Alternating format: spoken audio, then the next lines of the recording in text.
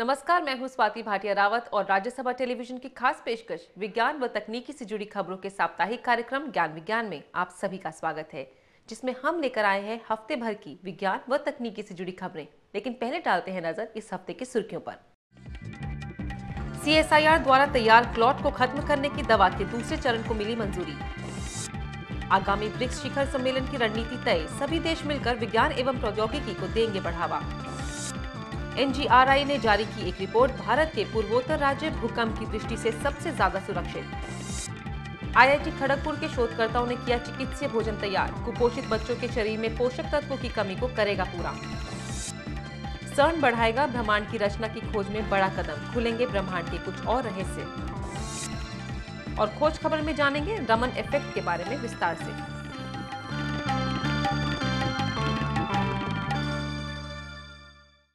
और आइए अब नजर डालते हैं खबरों पर। Council of scientific and industrial research और इंस्टीट्यूट ऑफ माइक्रोबायल टेक्नोलॉजी ने क्लॉट बस्टर के लिए एक दवा तैयार की है, जो अपने पहले चरण के ह्यूमन क्लिनिकल ट्रायल में सफल रही है और दूसरे चरण के ह्यूमन क्लिनिकल ट्रायल के लिए भी DGCA ने हरी झंडी दे दी है। यानी कि क्लॉट स्पेसिफिक स्ट्रिप्टोकाइनेज यानी CSS के नाम की दवा पर वैज्ञानिक आगे का शोध कर सकेंगे। भारत के औषधि महानियंत्रक ने CSIR के सूक्ष्मजीव प्रौद्योगिकी संस्थान चंडीगढ़ को अद्वितीय क्लॉट बस्टर्स दवा के मानवीय परीक्षण के द्वितीय चरण की मंजूरी दे दी है। इस क्लॉट स्पेसिफिक स्ट्रेप्टोकाइनेज दवा को संक्षिप्त में CSSK कहा जाता है। चंडीगढ़ स्थित CSIR के सूक्ष्मजीव प्रौद्योगिकी संस्थान में इस दवा का विकास डॉक्टर गिरीश साहनी के नेतृत्व वाली टीम ने किया है। क्लॉट स्पेसिफिक स्ट्रेप्टोकाइनेज दवा के मानवीय परीक्षण का प्रथम चरण पिछले वर्ष सफलतापूर्वक संपन्न हुआ है। CSSK नामक इस दवा का प्रभाव और सुरक्षा स्वयंसेवी व्यक्तियों पर परीक्षण से सिद्ध हो चुकी है। अब इस द्वितीय चरण में CSSK दवा के द्वितीय चरण के औषधीय परीक्षण के अंतर्गत दिल के दौरे वाले मरीजों पर इसके प्रभाव और सुरक्षा को जांचा जाना है। ये परीक्षण भारत के औषधि महानियंत्रक द्वारा सुझाए गए दिशा निर्देशों पर होगा। इस दवा के द्वितीय चरण का परीक्षण फरवरी 2014 के अंतिम सप्ताह से आरंभ होगा। ये सूचना 13 फरवरी 2014 को संपन्न एक प्रेस वार्ता में दी गई। पहले से प्रचलित वैश्विक स्तर पर डॉक्टरों द्वारा रक्त के थक्कों पर कारगर स्ट्रेप्टोकाइनेज शॉर्टली दवा का प्रयोग किया जाता है, जिसे संक्षिप्त रूप से SK के नाम से जाना जाता है। एक एंजाइम समूह से निर्मित रक्त के थक्कों पर कारगर दवा को स्ट्रेप्टोकोकाई नामक जीवाणु के समूह से प्राप्त किया जाता है। स्ट्रेप्टोकोकाई को रक्त वाहिकाओं में बनने वाले रक्त के थक्कों को घोलने के लिए, दिल के दौरे, फेफड़ों में चोट लगने और रक्त के प्रवाह को सामान्य करने के लिए व्यापक तौर पर उपयोग किया जाता है। थ्रोम्बोलिटिक थेरेपी में प्रभावी SK दवा रक्त के थक्कों के अलावा शरीर के प्रोटीन्स को भी प्रभावित करती है, जिसके कारण कभी कभार आंतरिक रक्त बहता है, जिसके दूसरे अन्य नकारात्मक प्रभाव होते हैं। इस समस्या को हल करने के लिए CSIR के सूक्ष्मजीव प्रौद्योगिकी संस्थान केंद्र ने संयुक्त राष्ट्र अमेरिका की कंपनी नॉस्ट्रम फार्मास्यूटिकल के सहयोग से 2006 में एक नई दवा का विकास किया, जिसे क्लॉट स्पेसिफिक स्ट्रेप्टोकाइनेज CSSK कहा गया। स्ट्रेप्टोकाइनेज से अलग ये दवा रक्त के थक्के में अद्वितीय रूप से कारगर है। ये रक्त में अक्रिय रूप से बहकर केवल रक्त के थक्कों के संपर्क में आने पर सक्रिय होती है। ये हमारे शरीर के रक्त प्रोटीन्स को नहीं तोड़ती है, जिससे रक्त के बहाव की संभावना बहुत कम हो जाती है। And this clot buster has been mutated, modified through protein engineering in such a way that it goes to the clot and gets activated there. And human trials so far on safety have validated this expectation, which was first established in animals, including monkeys and primates. And now the permission by the Drug Controller General of India has been given to carry out efficacy studies in human clinical phase 2 trials. CSSK के सफलतापूर्वक औषधीय परीक्षण के पश्चात ये भारत में विकसित पहली जैव औषधीय दवा होगी, जो कि बिना साइड इफेक्ट वाली दवाओं के लिए वैश्विक स्तर पर एक नया मार्ग दिखाएगी। CSSK को सस्ती और किफायती विकल्प के रूप में उपलब्ध कराना होगा, जो थ्रोम्बोलिटिक थेरेपी के रूप में हमारे देश की बड़ी आबादी की आवश्यकता को पूरा करेगी। ब्रिक्स संगठन के छठे शिखर सम्मेलन में सभी देश विज्ञान एवं प्रौद्योगिकी के क्षेत्र में मिलकर काम करेंगे, जिसके तहत एक समझौता ज्ञापन तैयार किया गया है। इस मेमोरेंडम ऑफ अंडरस्टैंडिंग का उद्देश्य लोगों को ध्यान में रखकर प्रौद्योगिकी का विकास करना है। 10 और 11 फरवरी को केप टाउन में ब्रिक्स संगठन के नेताओं ने एक सभा का आयोजन किया, जिसमें आगामी जून में होने वाले छठे शिखर सम्मेलन की रणनीति बनाई गई। ब्रिक्स संगठन के 5 देशों का छठा शिखर सम्मेलन आयोजित होने में अभी 4 महीने से ऊपर हैं और अभी से ही उम्मीदों का भार बढ़ने लगा है। आगामी जून के मध्य में होने वाले इस शिखर सम्मेलन की रणनीति पर चर्चा करने के लिए एक सभा आयोजित की गई, जिसमें ब्राजील, रूस, भारत, चीन और दक्षिण अफ्रीका के नेताओं ने शिरकत की, जहां इस बात पर आपसी सहमति बनी कि ये सभी देश विज्ञान, प्रौद्योगिकी और आविष्कार को बढ़ावा देने के लिए एक मेमोरेंडम ऑफ अंडरस्टैंडिंग यानी समझौता ज्ञापन पर हस्ताक्षर करेंगे। इस समझौता ज्ञापन के अनुसार ब्रिक्स संगठन में सम्मिलित सभी देशों को राष्ट्र विकास के हित में विज्ञान और प्रौद्योगिकी के क्षेत्र में नई जानकारी और उन्नतशील उत्पाद की खोज करना है, जिसमें भारत जियोस्पेशल प्रौद्योगिकी के क्षेत्र में अगुवाई करेगा और वहीं ब्राजील पर्यावरण परिवर्तन और प्राकृतिक आपदा पर काम करेगा। रूस की भागीदारी जल संसाधन और प्रदूषण नियंत्रण पर होगी। साथ ही चीन अक्षय ऊर्जा और ऊर्जा के स्रोतों पर कार्य करेगा और दक्षिण अफ्रीका एस्ट्रोनॉमी में नेतृत्व करेगा।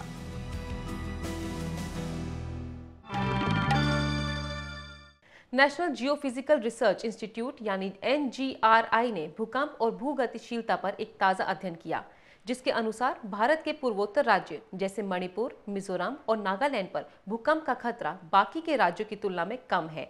भूकंप और इसके क्षेत्र से जुड़ी जानकारियों के लिए डालते हैं एक नजर इस रिपोर्ट पर। आमतौर पर हम मानते हैं कि पूर्वोत्तर के राज्य भूकंप जोन में आते हैं, यानी कि यहाँ भूकंप आने का खतरा सबसे ज्यादा है।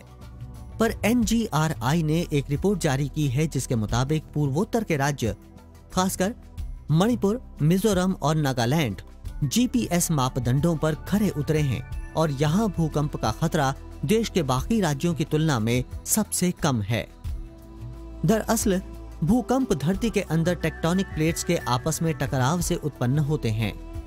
जैसे ही ये चट्टानें आपस में टकराती हैं, वैसे ही धरती की ऊपरी सतह पर तरंगों के रूप में झटके महसूस किए जाते हैं। भारत के पूर्वोत्तर राज्य इंडियन और सुंडा नाम की 2 प्लेट्स पर बसे हैं, जो चूरा चांदपुर माओ फॉल्ट के अंतर्गत आते हैं। यहां अभी तक किसी भी तरह की कोई हलचल महसूस नहीं की गई है। इस लिहाज से इस क्षेत्र को भूकंप की दृष्टि से सुरक्षित माना गया है। हालांकि विशेषज्ञों का ये भी मानना है कि अगर यहाँ कभी किसी तरह की कोई हलचल होती भी है तो ये एक भयंकर तबाही लेकर आएगी।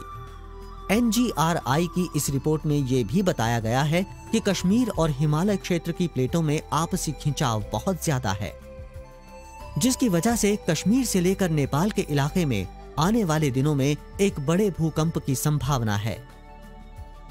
इस अध्ययन में प्रायद्वीपीय इलाकों के भूकंप को लेकर एक दिलचस्प तथ्य सामने आया है, जिसके अनुसार धरती की अंदरूनी प्लेट्स में भूकंपीय गतिविधि अब सीमित हो गई है।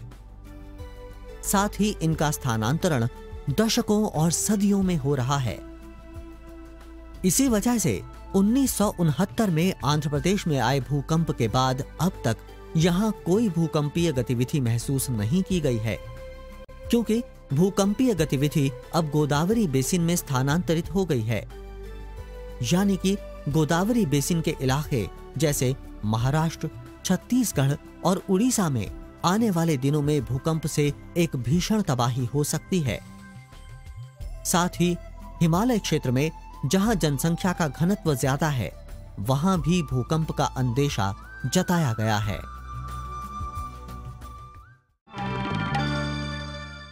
IIT खड़गपुर में शोधकर्ताओं और छात्रों की एक टीम ने कुपोषण से लड़ने के लिए थेरेप्यूटिक फूड यानी चिकित्सीय भोजन तैयार किया है, जो एक पेस्ट के रूप में रेडी टू ईट होगा। क्या है ये थेरेप्यूटिक फूड, जानेंगे इस खास रिपोर्ट में। कुपोषण यानी शरीर में जरूरी पोषक तत्वों की कमी, जिसकी वजह से शरीर में रोगों से लड़ने की प्रतिरोधक क्षमता कम हो जाती है। और इंसान कई बीमारियों का शिकार हो जाता है। यूनिसेफ के एक आंकड़े के मुताबिक दुनिया भर में 20 करोड़ बच्चे कुपोषण का शिकार हैं, जिनमें 8.1 करोड़ कुपोषण के मामले भारत में हैं। साथ ही कुपोषित बच्चों की संख्या भी लगातार बढ़ती जा रही है। मामलों की गंभीरता और कुपोषित बच्चों को ध्यान में रखकर IIT खड़गपुर के प्रोफेसर HN मिश्रा के नेतृत्व में वहां के शोधकर्ताओं और छात्रों की एक टीम ने एक ऐसे थेराप्यूटिक फूड यानी चिकित्सकीय भोजन को तैयार किया है जो मूंगफली, आलू और चने का रेडी टू ईट पेस्ट है। पेस्ट पौष्टिक होने के साथ साथ सुपाच्य भी है। साथ ही इंजीनियर्स की टीम ने इस पेस्ट को बनाने के लिए एक मशीन भी बनाई है, जिसमें 3 हमारे चिनिया बादाम जो मूंगफली करते हैं पीनट उसके हैं, एक फार्मूलेशन पोटैटो का है और एक फार्मूलेशन बंगाल ग्राम का है। आपको फाइनली बैलेंस न्यूट्रिएंट्स मिल रहा है। डिफरेंस इसमें होगा, फ्लेवर का थोड़ा सा डिफरेंस हो सकता है कि कोई बच्चा पोटैटो बेस को ज्यादा लाइक कर सकता है, कोई बच्चा पीनट बेस को लाइक कर सकता है, कोई बंगाल ग्राम, बट रिक्वायर्ड न्यूट्रिएंट सबसे सेम मिलेगा, नंबर 1। दूसरी चीजें देखा गया कि चूंकि ये बच्चे जो हैं ये बीमार बच्चे हैं तो इनका सिस्टम भी बहुत वीक हो जाता है, तो ये लोग कंटामिनेशन के ज्यादा प्रोन होते हैं। तो फूड जो दिया जाए प्योरली हाइजीनिक फूड होना चाहिए, कंटामिनेशन फ्री होना चाहिए और साथ ही साथ इस फार्म में हो ताकि बच्चे इजिली डाइजेस्ट कर सकें। इस पेस्ट को आम लोगों की पहुंच तक बनाए रखने के लिए इसकी कीमत करीब 50 से 60 रुपए प्रति किलोग्राम रखी जाएगी। उम्मीद जताई जा रही है कि अगले साल तक थेराप्यूटिक फूड बाजार में बिकने लगेगा।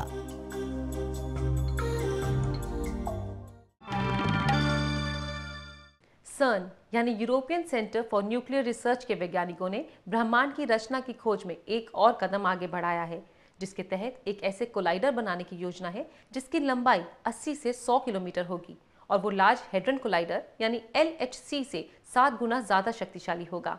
हम आपको बता दें कि लार्ज हेड्रन कोलाइडर ने ही विवादित हिग्स बोसन यानी गॉड पार्टिकल की खोज की थी। ब्रह्मांड और उसके रहस्य को समझना शुरू से ही मानव जाति के लिए चुनौतीपूर्ण रहा है। वैज्ञानिकों के लगातार प्रयासों के बावजूद ब्रह्मांड से जुड़ी कुछ गुत्थियां सुलझी तो हैं, पर बहुत कुछ समझना अभी भी बाकी है। जिनेवा में 12 से 15 फरवरी के बीच वैज्ञानिकों का एक अंतर्राष्ट्रीय सम्मेलन हुआ, जिसमें CERN यानी European centre for nuclear research के वैज्ञानिकों ने नेक्स्ट जनरेशन सर्कुलर कोलाइडर पर काम शुरू करने की घोषणा की। इस खोज में भारत भी एक अहम भूमिका निभाएगा। इस नेक्स्ट जनरेशन सर्कुलर कोलाइडर के तहत फ्यूचर सर्कुलर कोलाइडर यानी FCC की शुरुआत की गई। ये कोलाइडर लार्ज हेड्रॉन कोलाइडर से ज्यादा शक्तिशाली तो होगा ही, साथ ही इसकी लंबाई 80 से 100 किलोमीटर होगी। दरअसल कोलाइडर एक प्रकार का कण त्वरक है, जिसमें विपरीत दिशाओं से आ रहे अत्यधिक ऊर्जा वाले आवेशित कणों की किरण पुंजों से टक्कर कराई जाती है, जो इन किरण पुंजों को ऊर्जा और गति प्रदान करती है। 2 साल पहले 27 किलोमीटर लंबी सुरंग में विशालकाय लार्ज हेड्रॉन कोलाइडर ने हिग्स बोसोन कण यानी गॉड पार्टिकल की खोज की थी। 25 वर्षों के अथक प्रयास के बाद वैज्ञानिकों को ये उपलब्धि हाथ लगी। LHC को अभी तक के सबसे ज्यादा ऊर्जावान कोलाइडर के रूप में देखा जाता है, जिसकी कोलाइजन एनर्जी 14 टेरा इलेक्ट्रॉन वोल्ट्स यानी TeV है। हालांकि कोलाइजन एनर्जी 100 टेरा इलेक्ट्रॉन वोल्ट्स TeV वाले फ्यूचर सर्कुलर कोलाइडर यानी FCC को हकीकत की शक्ल देना वैज्ञानिकों के लिए थोड़ा चुनौतीपूर्ण होगा, पर इसकी सफलता ब्रह्मांड की एक अलग ही कहानी बयां करेगी।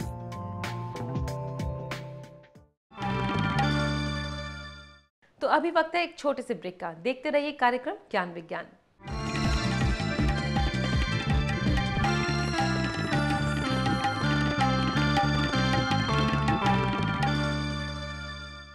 ब्रेक के बाद एक बार फिर आप सभी का स्वागत है। आप देख रहे हैं साप्ताहिक कार्यक्रम ज्ञान विज्ञान। आइए अब नजर डालते हैं देश भर में होने वाली कुछ अन्य मुख्य वैज्ञानिक गतिविधियों पर।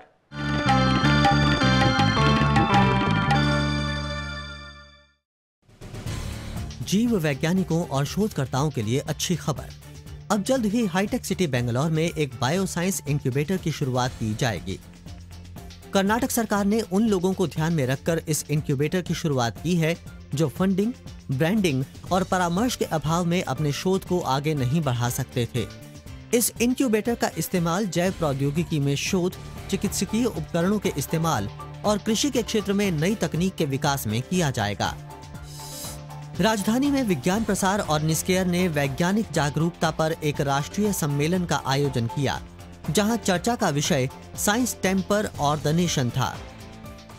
इस सम्मेलन में वैज्ञानिकों, शोधकर्ताओं और छात्रों ने बढ़ चढ़कर हिस्सा लिया। ऊर्जा और संसाधन संस्थान यानी टेरी ने एशिया की पहली सौर प्रकाश प्रयोगशाला का उद्घाटन किया है। इसे ऑफ ग्रिड प्रकाश उत्पादों के परीक्षण के लिए शुरू किया गया है। इस प्रयोगशाला को अंतर्राष्ट्रीय मापदंडों को ध्यान में रखकर बनाया गया है। नवीकरणीय ऊर्जा मंत्रालय और अंतर्राष्ट्रीय वित्त निगम की मदद से शुरू की गई इस प्रयोगशाला में सभी उत्पादों की जांच इंटरनेशनल इलेक्ट्रोटेक्निकल कमीशन के मापदंडों के अनुसार की जाएगी।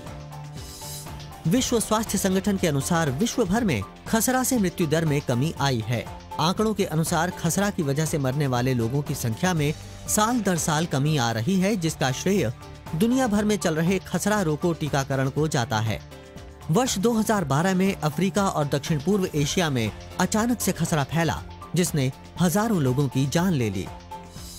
जाने माने वेब ब्राउजर गूगल क्रोम और मोजिला फायरफॉक्स में अनेकों खामियां पाई गई हैं, जिसे देखते हुए साइबर सुरक्षा अधिकारियों ने इन वेब ब्राउजर्स का इस्तेमाल करते वक्त सावधान रहने की सलाह दी है। साथ ही संदिग्ध वायरस की गतिविधि को देखते हुए इन ब्राउजर्स को अपग्रेड करने को कहा गया है। ये वायरस इन ब्राउजर्स का इस्तेमाल कर रहे यूजर्स की व्यक्तिगत सूचना को नुकसान पहुंचा सकता है।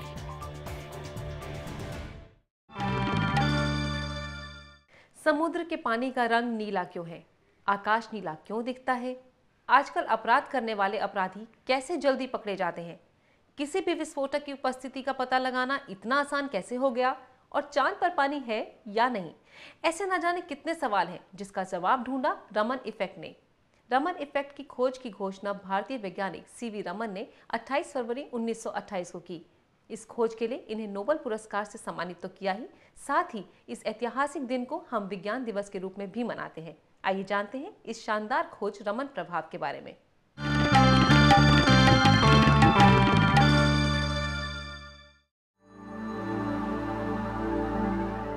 हर वर्ष 28 फरवरी के दिन वैज्ञानिक सीवी रमन की शानदार खोज रमन प्रभाव की याद में राष्ट्रीय विज्ञान दिवस मनाते हैं।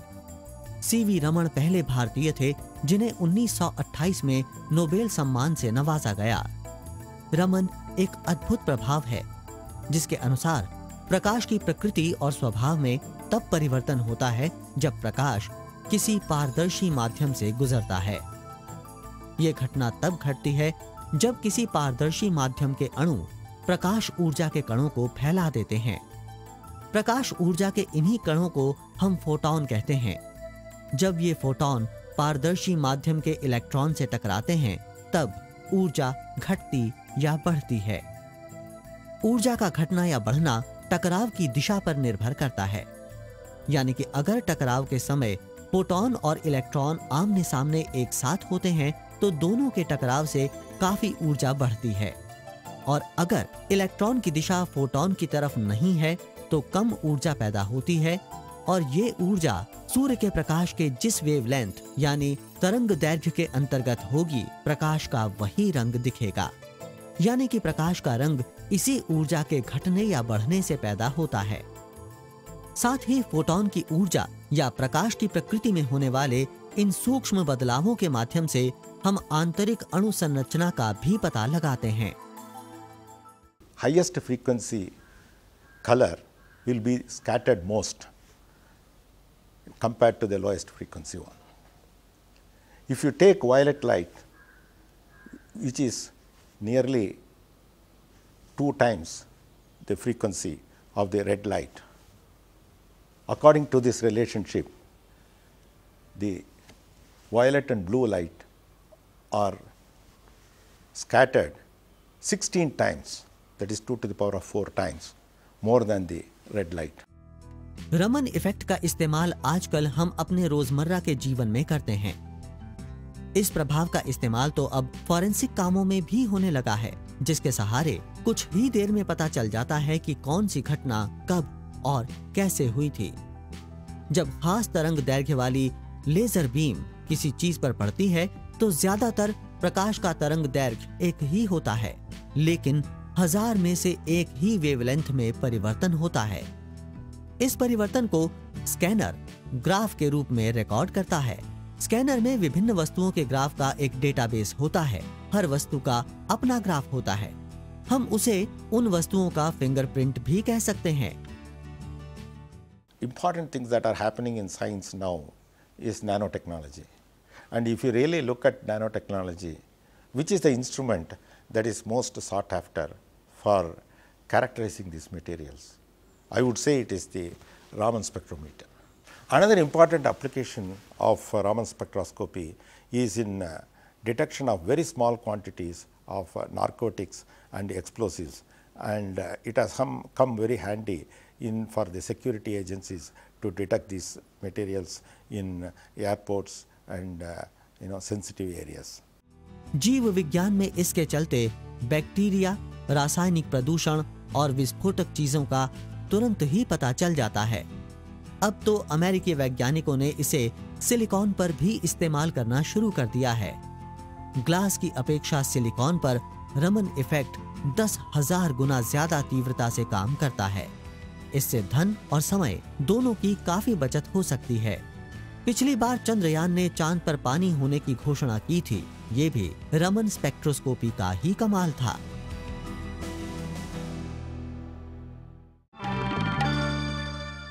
और क्या है इस सप्ताह के इतिहास में विज्ञान का योगदान, जानेंगे अपने सेगमेंट इतिहास के पन्नों में।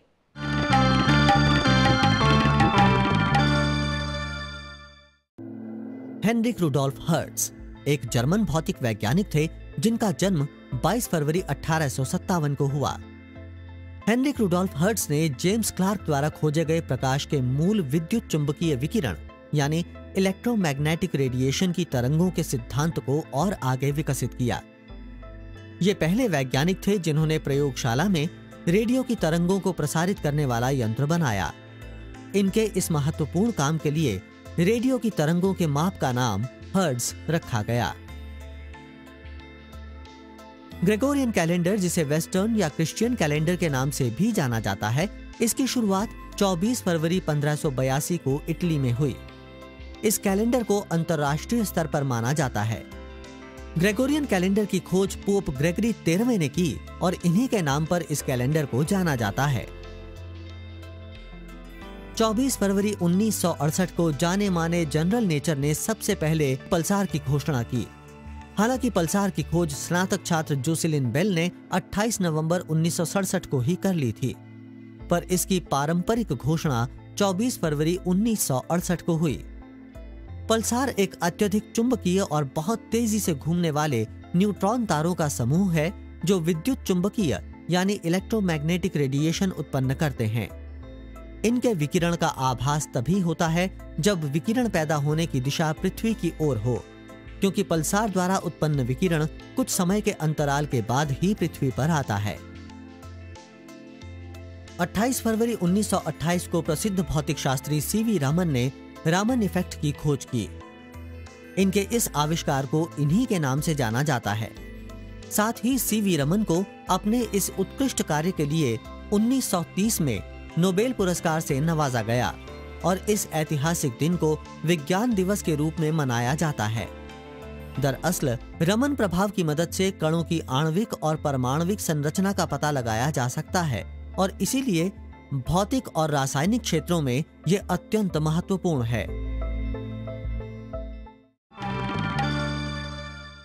तो ज्ञान विज्ञान में आज इतना ही। आपको हमारा ये कार्यक्रम कैसा लगता है, इसके बारे में आप अपने सुझाव और प्रतिक्रियाएं हमें ईमेल कर सकते हैं। हमारा ईमेल एड्रेस है news@vigyanprasar.gov.in।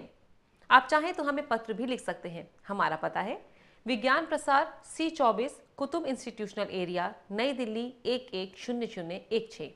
तो आज इतना ही। विज्ञान और तकनीकी से जुड़ी खबरों के इस साप्ताहिक कार्यक्रम में अगले हफ्ते फिर मुलाकात होगी। तब तक के लिए हमें दीजिए इजाजत और देखते रहिए राज्यसभा टेलीविजन। नमस्कार।